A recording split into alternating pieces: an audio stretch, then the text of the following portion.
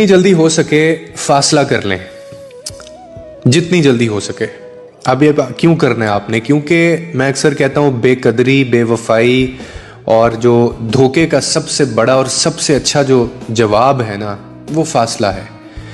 अपनी मौजूदगी आप उस शख्स से छीन लें, उस शख्स की ज़िंदगी से निकाल दें। ये बदला नहीं होता, ये अपनी इज़्ज़त नफ्स की हिफाजत होती है। यानी जो इंसान आपके खलूस की कदर नहीं करता, आपकी कुर्बानियों को वो मामूली समझता है, आपके दिल को जो है वो खेल समझ के तोड़ता है उसको, उसे खामोशी, दूरी और गैर मौजूदगी का तोहफ़ा दें आप। ये उसके लिए तकलीफ़ का बायस बनेगा, क्योंकि आप जब दूर हो जाते हैं ना किसी से, तो वो सिर्फ आपकी मौजूदगी नहीं खोता, बल्कि वो फिर अपना आईना जिसमें वो देख रहा होता है खुद को, वो भी खो देता है। और जिसमें उसकी गलतियां उसको नज़र आती हैं, उसकी कमज़ोरियां और उसकी जो अपनी करतूत थी उसको वो नज़र आती है। सो असल जो इख्तियार है ना, वो आपका आपकी मौजूदगी पे है।